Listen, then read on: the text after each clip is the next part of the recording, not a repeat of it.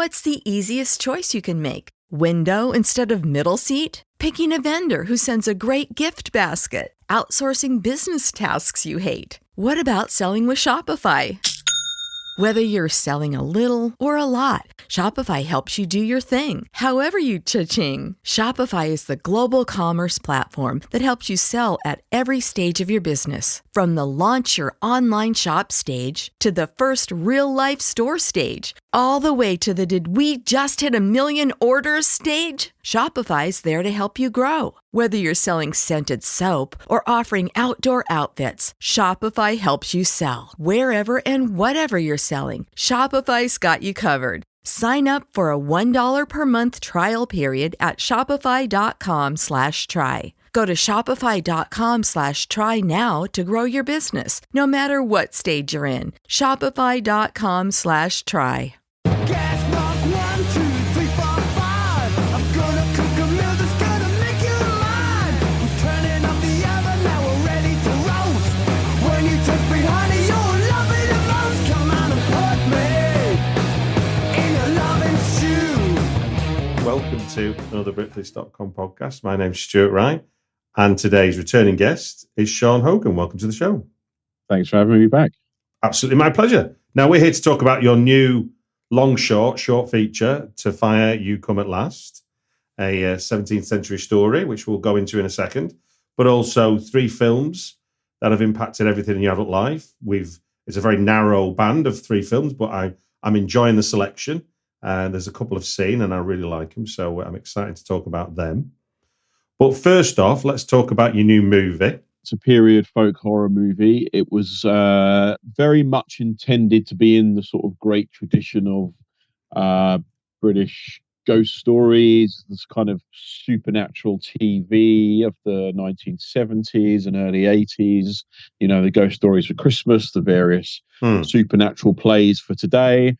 So it's very much a kind of tribute to that tradition. Yeah. And you know, it's basically a story of 4 guys carrying a coffin along what they used to call corpse roads, which were roads linking sort of far-flung country villages with the local churchyards.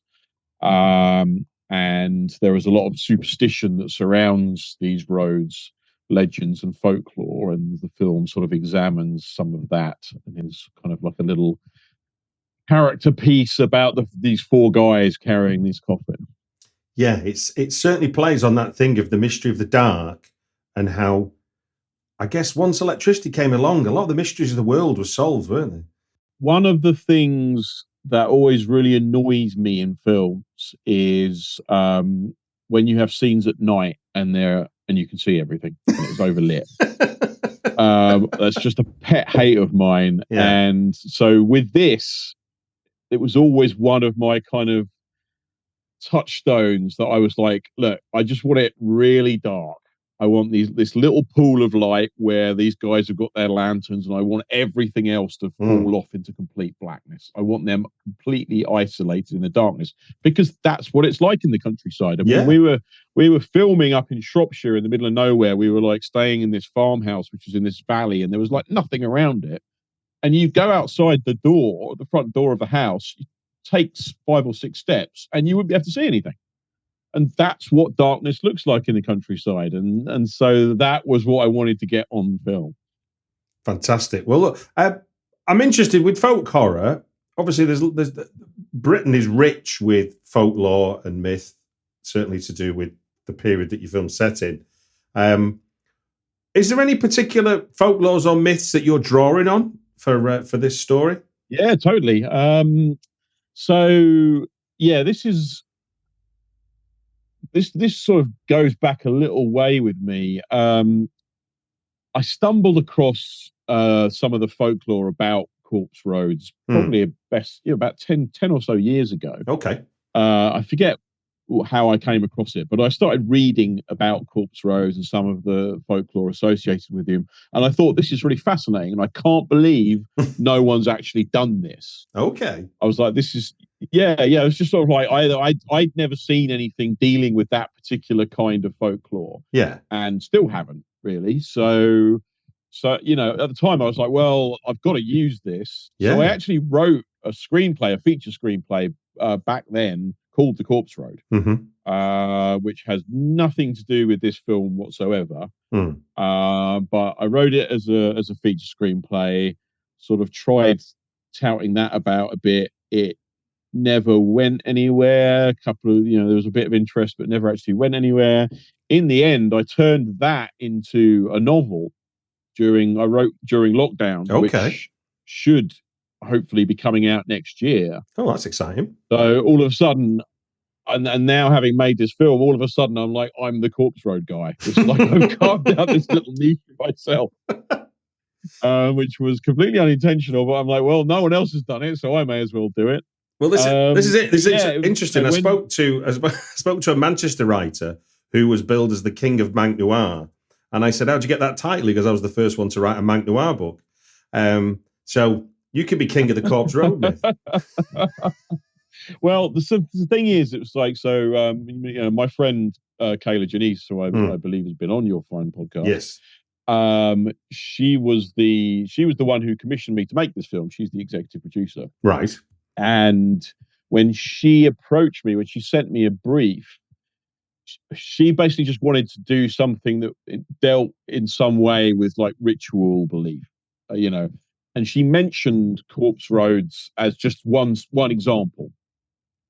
And I saw it and I thought, well, I can't do that because I've already written this book, which was a script before that. And hold on a second. So she mentions this without knowing that you've already gone down that road. Yes. And I literally replied to her saying, I've just written a novel called The Corpse Road, so I probably can't do that again. Yeah. But then this idea popped, because I said the novel is something completely different and it's contemporary, it's not period. It does deal to some extent with a Corpse Road, but it's also about a lot of other things. Okay. So I kind of thought, well, I could do Corpse Roads because I could dig in more into the actual mythology of them at the time, rather than it sort of being a facet of the novel. And so this kind of idea popped into my head, and I actually wrote something else first, which had nothing to do with Corpse Roads. I wrote another, and it was a conventional short script, which was originally what she asked for. It was like, it was only like 15, 20 pages long. And it dealt with something else entirely. And I finished it and I thought, I don't think she's going to go for this. I'm going to write this other Corpse Road idea, which I sort of sat down and didn't really have any idea. I sort of knew what the starting situation was, but I didn't know where it was going to go. I just sat down and started writing to find out who these characters were. And it just kind of unfurled from there.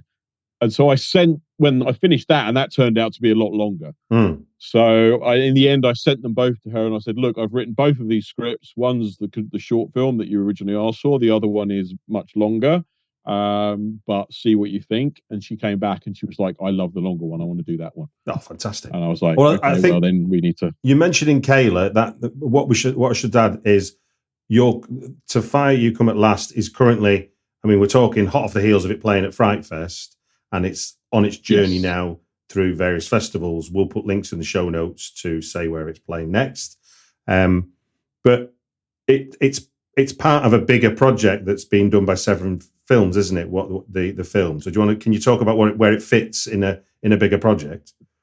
Well, nothing's been announced yet, so I can't really talk about it. But yes, it's part of something Severin will be putting out early next year, and it's an original piece of work commissioned for that. Basically. Yeah.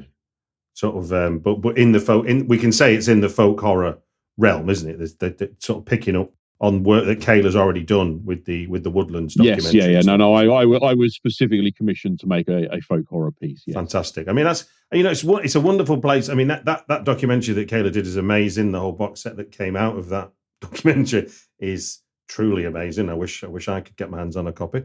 But it must be quite exciting to be part of doing something new with what essentially is a lot of old archive stuff. Yeah, it's in a weird way, it's kind of come full circle because I know when Kayla was sort of doing press for her documentary, she mentioned a couple of times that one of the starting points for it was when she stayed with me in London years ago, and she said, show me something I haven't seen before. And, Kayla's seen everything. So I was like, what the fuck am I going to show you that you haven't seen before? And then it suddenly hit me and I was like, oh, have you seen the BBC Christmas Ghost Stories? And she's like, no, I never have. Because at that point they weren't really available. I had some sort of, grey market copies, but they weren't really available. So I showed them to her and she loved them. And she says that was one of the starting points for her interest in folk horror. Oh, wow. That's amazing. So now me doing this in that tradition has kind of brought the whole thing full circle, which is really nice. I have to say that kind of it feels like the completion of something. Now, I spoke to one of your producers, a mutual friend of ours, and past guest. He did some Turkish exploitation movies on the podcast, Evra Masoy. And he asked me to prompt you to talk us through the production process and the difficulties of shooting in such a remote location.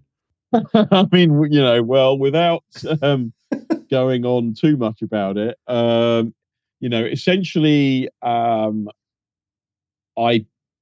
I sat down to write this, I just wrote it because I had the idea. I was kind of seized by the idea.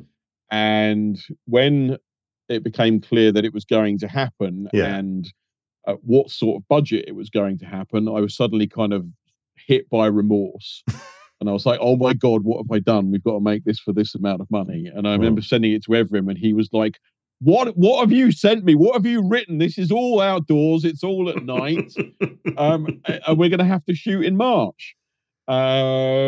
So, I really did make a rod for my own back. And it was kind of like the running gag on set was next time, Sean, exterior Caribbean day. So yeah, we shot it in 5 days, which was no time at all. So we had this really, really intense shooting schedule. So because we had a very tight deadline on it, we had to shoot in March. So the weather was not ideal, shall we say. There was constant wind. There was intermittent heavy rain. It was muddy. It was cold.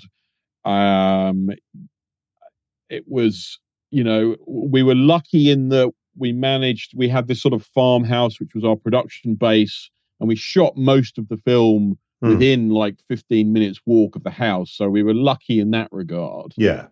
But even that was hard work. And there was one day where we went up to this sort of rock formation to shoot up there. And that was literally just, the rain was coming at us sideways. There were like people falling down muddy hills. We're carrying camera equipment. It was just, it was the hardest shoot I've ever done easily. Oh, really? Yeah, easily. I mean, I've low budget shoots. They're always hard work. You're always rushing to get stuff done. But in the past, I've been sensible enough to write low budget films that were mostly set indoors. This was. I was like, right, no, now I'm going to go outside, and it taught me never to go outside. So yeah, it was incredibly hard work. I couldn't have, the crew I made it with, the core team of basically old friends of mine. I was at college with them 30 years ago. Right. I could not have done it without them because they just worked so hard and were so tireless. And, the actors as well. I knew one of the actors, James Swanson, who plays Ransley, I'd worked with before. Right. But the other guys I didn't know at all. And, it's the sort of thing where the cast could have said, fuck this. Oh, I was paid enough for this. I was going to say, when obviously you're not daft. Obviously, you can sense. You say yourself it's one of the difficult shoots you've done, so it's a challenge. Even compared to just doing a shoot. It's a 42-minute film. 5 days is not a lot of time to shoot a 42-minute movie. So, what conversations are you having? Are you having conversations? Or everyone just ignoring the elephant in the room that the weather's terrible and we just got to get through it? I mean, I was very open up front. When I went to all the actors, I sort of said, look, this is going to be tough. We're not going to have much time. We're not going to have much money. We're outdoors in March. It's going to be tough. So please don't accept the role if you're not up for it. And I actually there was one other actor that I offered a part to who, again, I know and have worked with before. And I gave him this spiel and he was like, yeah, I don't think I'm up for that. And he basically turned it down without reading the script. He has since expressed much regret to me that he did this, but I think he wouldn't. It was basically everything I said it was going to be. So I think he probably would have had a hard time if he'd have said yes.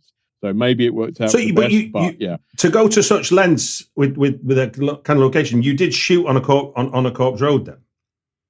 No, we didn't. I did originally look at doing that because there are still a few existing, because a lot of them are just lost to time. Of course, there are a few where we still know that they were used as corpse roads.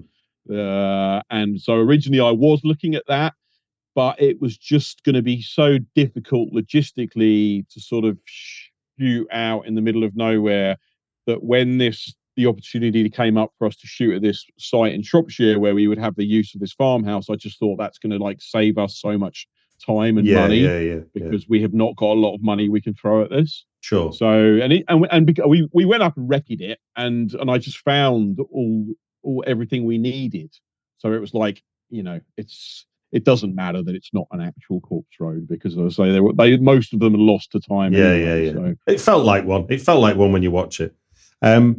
One last question. I mean, like Robert Eggers' The Witch, you have a lot of fun with the language of the time that your film is set in, and lots of unusual turns of phrase, lots of occasional words I've never heard of.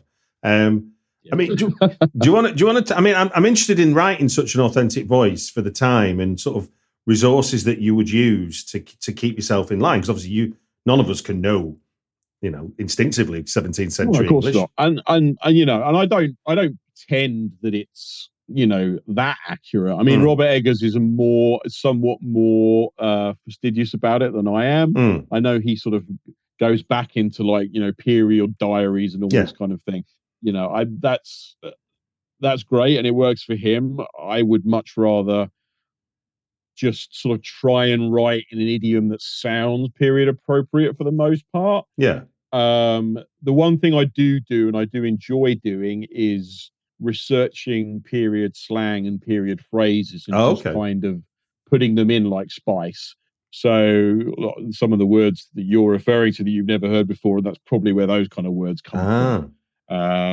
There's shabbaroon is a good one that I found, and I was like, I'm having that, I'm using that. And what does shabbaroon mean? Shabbaroon just means a fool, an idiot, Oh, fantastic. But it's just stuff like that where it's just like, it just gives you that period flavor. Yeah. And the rest of it is, it's sort of, it's a very kind of heightened style of dialogue, but it's really fun to write that way as long as you've got actors that can handle it. But yeah, I mean, it gestures at being period appropriate, but as I say, I wasn't too anal about getting all the specifics, spot on. It's and one sound right, hopefully. An aspect of it that really stands out when people get to see it is the you've got your four characters, and what's interesting is there's this wonderful hierarchy. There's somebody at the bottom. There's somebody second from the bottom, there's someone second from the top, and there's someone at the top.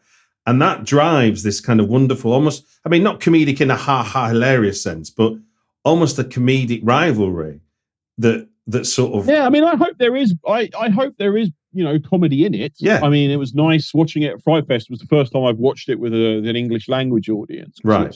It premiered in Korea, but obviously that's a little different. Yeah. But watching it at Fright Fest, I was really glad to see it was getting laughs in certain places, which meant to be comedic. One of my original notes to myself when I was thinking about it was, I want it to be like as if Martin McDonagh made a horror movie. I want that kind of black comedy mixed with violence and more serious stuff. Yeah. I can see that. Yeah. So yes, I hope some of it is funny. And the hierarchy stuff, absolutely deliberate. That's it's not, the film is not about politics per se, but it was kind of impossible for me not to have that aspect to it. No, you've kind of given yourself a vehicle to make the point without needing to be too on the nose about it. It just is part of the chemistry, isn't it? Yeah, and it's all about the power struggles between the four guys, and how the guy with all the power is not necessarily the most powerful one, and how the guy with no power whatsoever tries to play power games with other people and set them against each other. So yeah, I mean, that was one of the things that's really fun to write about it. Yeah, it's just it's not just a horror movie, it's those kind of character dynamics, the actual drama of it, the power plays between them all. That's a film you've made with Severin. There'll be announcements in 2024, I imagine, about what that's part of, to do with their folk horror stuff. It's going to play at festivals. They'll be announced as and when they are secured and stuff, and I'll put a link in the show notes to let people know where it's at. And let us move into some weird and eerie TV.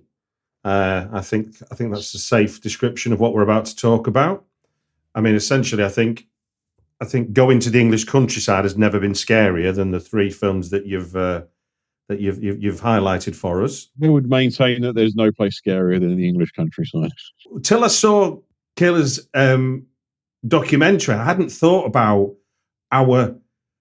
the English attitude to folk horror and folk legend compared to our European cousins or our further afield cousins who have a kind of symbiotic relationship with nature where we just think we've got to control it, harness it, or kill it.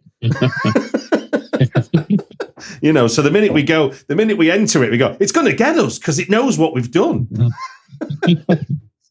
So we've got three films, and so for those people that don't know the formula, it's very simple. I've got three titles that Sean has shared with me. We're going to speak for 5 minutes about each one.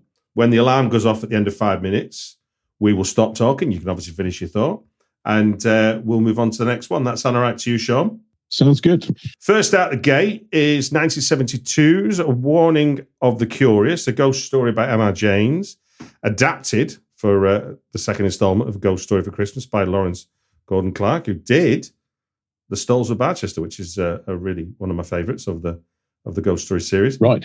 Do you want to talk to us about what it is for you, this one, A Warning to the Curious?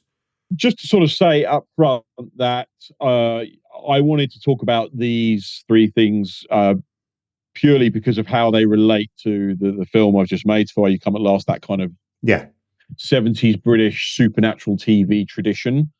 So these, and some of these were very formative in terms of how I approached that film, some less so, but I think they're all really standout examples of that form. Yeah. So Warning to the Curious, as you said, is the second of the official Christmas ghost stories by Lawrence Gordon Clark.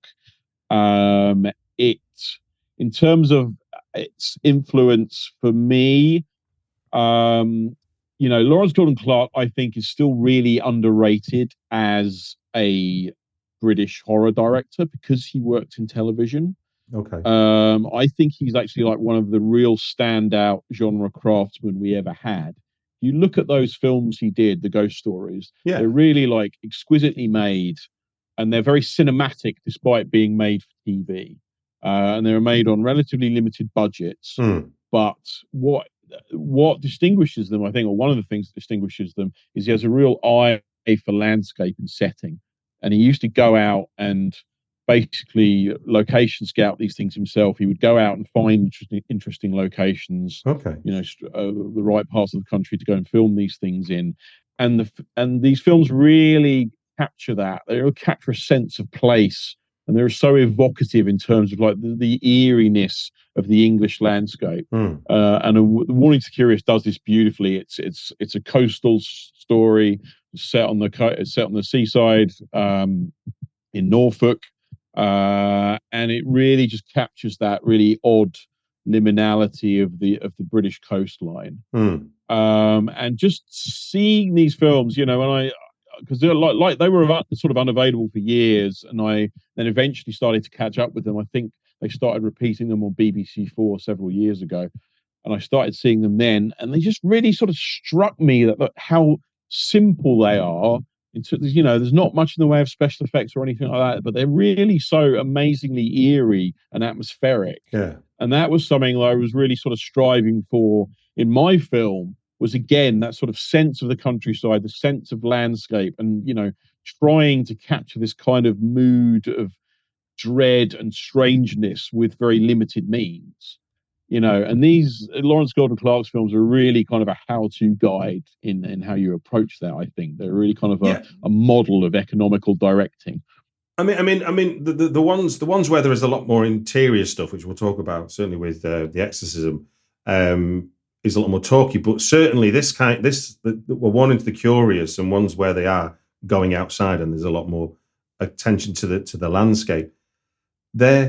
There isn't the talkiness of what you associate with TV. It's allowed to breathe, which is, was the BBC commissioners on drugs in the 70s? Because how the hell, it feels like a foreign country that was making this type of TV compared to now. I think, obviously the standard at the time was that you would shoot exteriors on film, and then the interiors you would go into the studio and they would be shot on videotape, which is why you now look back at these things, and to modern eyes they look quite strange because there's obviously this clash between the two formats.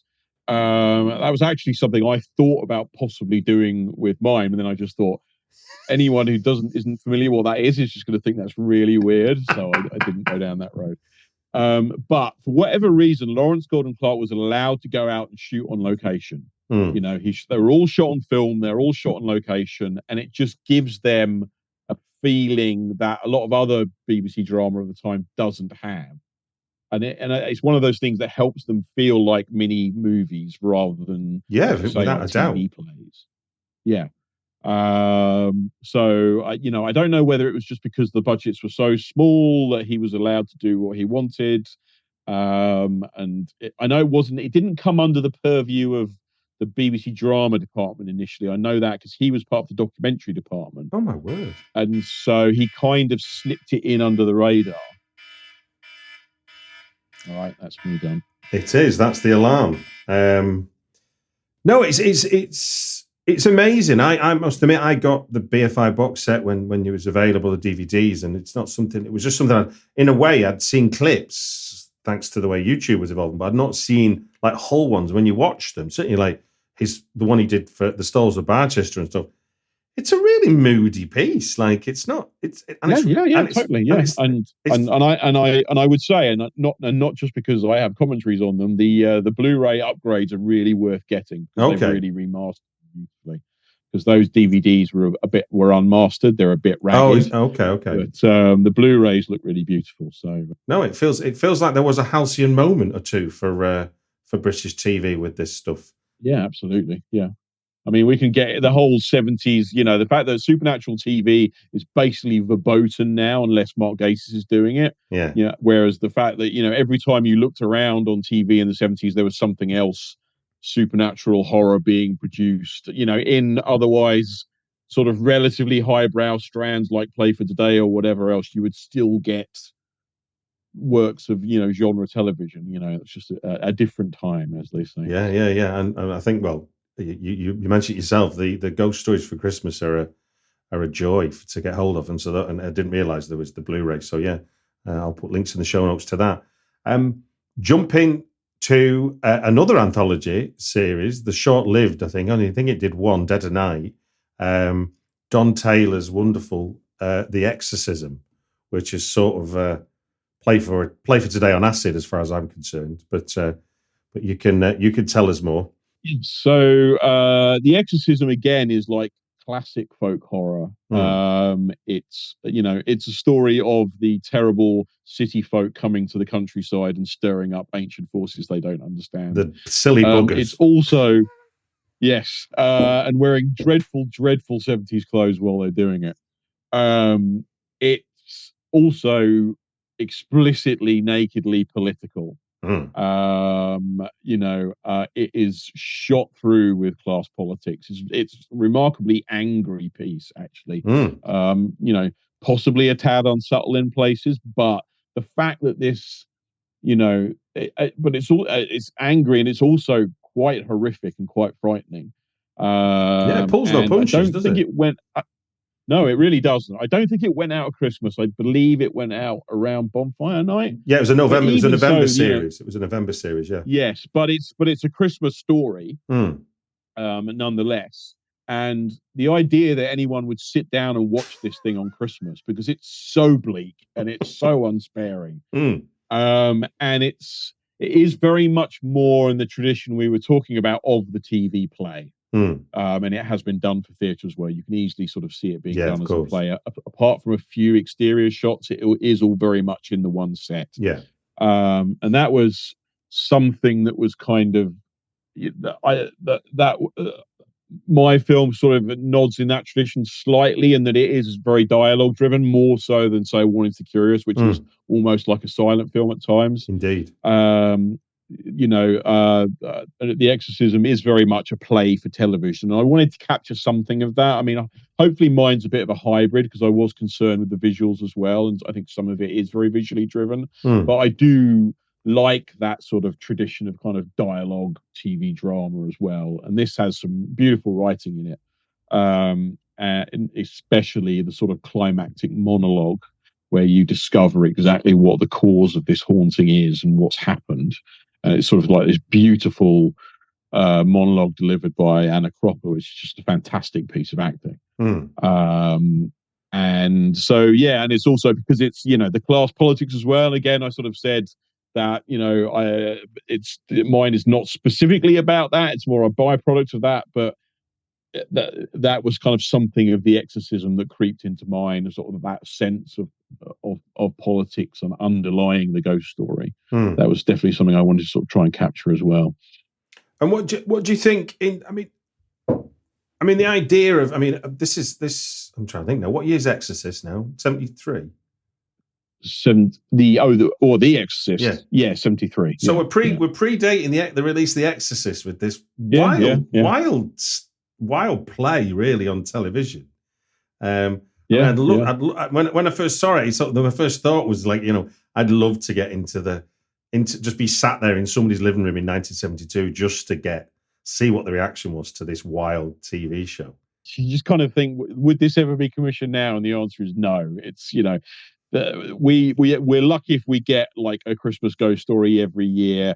And I think at this point they have sort of passed into a certain coziness, which the older ones still don't have for me. They've still got they kind of pack a punch and they're still eerie. The new ones feel like it's more of a tradition now, and they're slightly cozy. They're not making you sit up and go, what the hell have I just watched? And I think The Exorcism still has the power to do that. And I would like to see more, genre TV. Well, I'd like to see more genre TV full stop, but also that packs that kind of power. Well, I guess as well, I think what we're seeing now is sort of tinged with nostalgia.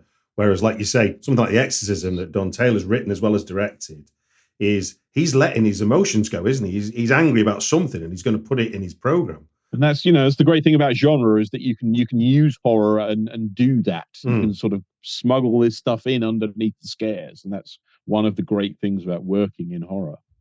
And even when it's made for in a studio like it is, you think of the TVs that were expected to watch this on. You weren't going to get a visual treat, were you? In terms of in terms of what you would have saw this program. Kind of stuff looks probably much worse to us now than it did at the time, because we're watching it in high def, and But just thinking about the TVs the UHD TVs you would have watched it on. It's like the cathode rays as opposed to the HDs and the 4Ks and whatever, the Blu-rays.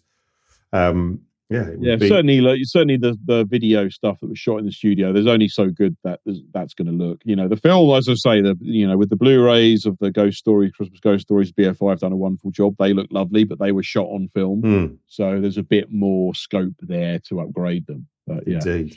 For your final selection, we're going to 1976. Story called Baby, which was part of Nigel Neal's anthology series Beasts, something I've not seen. And now that I know about it, I will be watching it after this conversation. Directed by John Nelson Burton. Do you want to talk about its influence on you? What's so important about this? And I'm guessing it's about making sure Nigel Neal gets a shout out, if nothing else. Yeah. So this didn't wasn't too much of a direct influence on the film I've just made, but it didn't feel right to sort of do a list of TV folk horror and not have Nigel Neal in here. And you know, I think this is a really important piece of work otherwise. Yeah. So I wanted to include it. I mean, Nigel Neal did, you know, a number of works which are of, you know, great importance within the sort of folk horror subgenre. Not only this, but the Stone Tape. He did a TV play called Moraine, which is also very good. Even like some of the Quatermath films have some degree of folk horror in them. So, you know, he worked in this kind of register a lot. But Beast, Baby, again, is sort of very much a TV play. It has a bit more. It's not quite as interior as the Exorcism. It has a bit uses exteriors a bit more, but a lot of it is confined within a farmhouse. And it's basically about, again, a city couple moving to the countryside, and they find something dreadful within one of the walls of this old farmhouse they're renovating.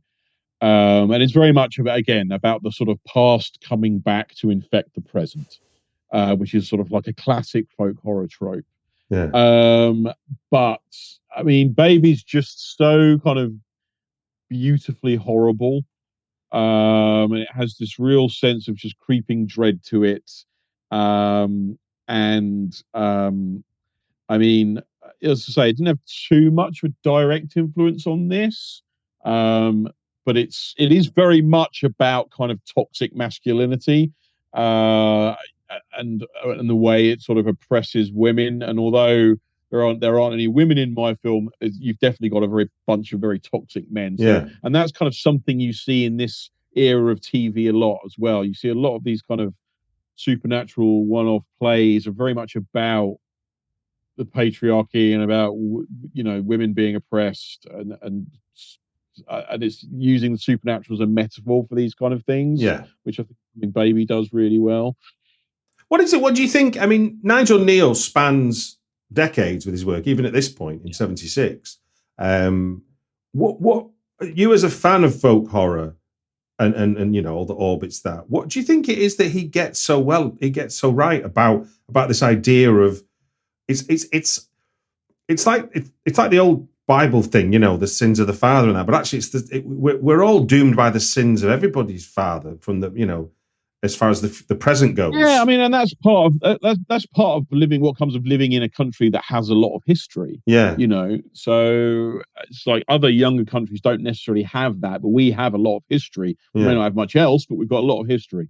I think Nigel Neal was sort of responding to that. I mean, he was also someone, again, who was a big fan of M.R. James. Okay. So he may well have been influenced by the sort of folk horror aspects of James. You know, and again, it's sort of like, because folk horror is now, you know, in the last sort of 10, 15 years, become sort of much more codified and recognized as this subgenre. Yeah. But the people who were working in it back then didn't know they were working in it, in much the same way that the directors who made what we now call film noir, they had no idea they were making film noir. They were just making crime movies and gangster movies and whatever. It was critics that came along later and said, but this is film noir. Yeah. And I think folk horror is very similar in that regard. It's sort of like there's a lot of arguments about what is and what isn't folk horror. And, you know, this is something I've dabbled in occasionally. Kim Newman and I recently recorded a commentary for Witchfinder General where we argued that it isn't folk horror. And, you know, you can have all these sorts of debates about it. But I think, you know, what Nigel Neal does in Baby and several of his other works is absolutely, inarguably folk horror. You know, he gets at the core of it. It's about ancient folklore that, you know, that's been buried and forgotten in the past, but has now been revealed. You know, through the forces of modernity, have revealed this stuff, and it's going to come back and get us. Yeah, because in a way, is a core as a folk horror theme. Yeah, because in a younger country like America, you've got Carolyn Glover's idea of urbanoia, which is obviously the fear of going to the countryside and those people that live there. Those people that live there are going to get you. Whereas for us, it's literally the journey back to where we've all come from. You know, we all started out in the countryside, hundreds of thousands of years, wherever you want to start it from, and we made cities. So we basically we left the countryside behind. So it's like there's a sense of like, we're not getting too convoluted about like it's like, you know, we are defined by our past. Our past is not exactly precise because it is so old, and therefore. Yeah.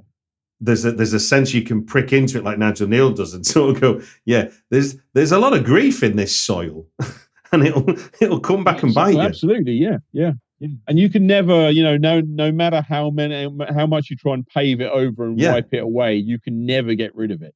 Absolutely. No, it's been this has been fun talking about these. These are great nodal points, I think, for British horror, full stop, not just obviously TV horror. I mean, I think it's because of certain issues of availability and a lot of, you know, we're only talking about some of the stuff that's like widely available. Yeah, there's a lot of stuff out there that is not really available. There's a lot of it on YouTube you can find, stuff that doesn't have a commercial release, but you can find on YouTube. There are certain things that aren't even on YouTube that I've never managed to see. There's so much of this stuff out there, and it really is kind of a golden age of British horror, I think, that's still really not properly understood or properly been examined, but just because of availability. You know, people sort of like, you say British horror and people think about Hammer or whatever, but sort of like this wave was coming in just as Hammer were dying out.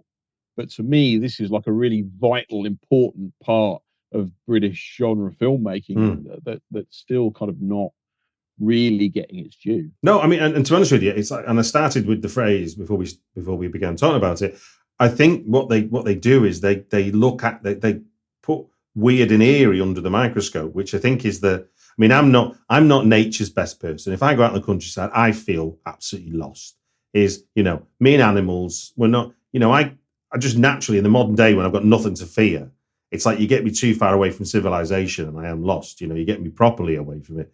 And so I love the idea. I mean, the simple horror in the idea of removing us from our modernity and making us, in a sense, confront our past, even though, you know, we wouldn't be thinking of it. It's there for you. There you look around. It's all there. Yeah, totally. Well, look, Cher, To Fire You Come at Last is going to be doing the rounds at the festivals. I'll put links in the show notes to show signpost where it is now. There'll be a release with some other gear with Severin Films in 2024 sometime. And again, we'll update it when that news is available. But it just gives me to say thank you very much for joining us on the Britflix podcast. It's always a pleasure. Thanks for having me back.